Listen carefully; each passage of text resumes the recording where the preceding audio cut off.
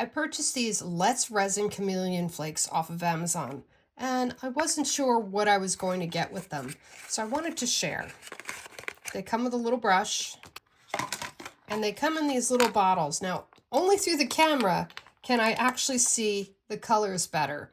When I'm actually looking at them with my naked eye, they look all pretty white.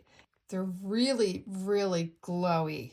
And I've gotten some really cool effects from these, so that's why I want to share. They look like there's not much in there, but they go a really long way. On the right side is black clay on the bottom on these little drops, and on the left side is white clay. So it's the exact same flakes, just different color background of clay. Different colors will give you a different effect. This is the purple tangerine, which is quite spectacular. It has this iridescence to it that kind of changes as you move. It's really beautiful. On the white clay, it gives a little bit more effect like a Baroque pearl with a little bit of a lavender hint to it. So you can get two really cool effects, and you can use these for like dragon scales and all sorts of things. I'm just a bead maker, so I love beads, and I think these create the most spectacular little drops.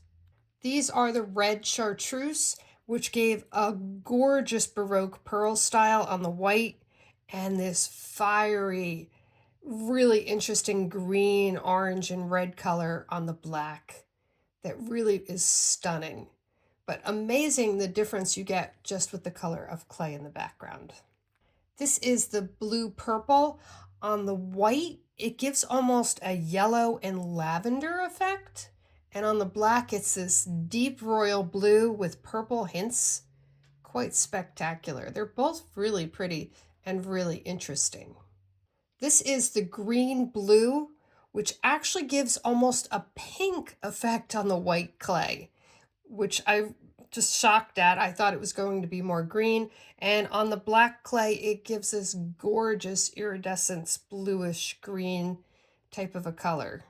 This is the golden yellow turquoise. It does have a very yellow effect on the white clay, but it's quite spectacular because you get hints of blue as it moves.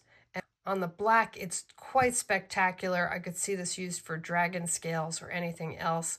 It just gives this beautiful iridescent type of a drop.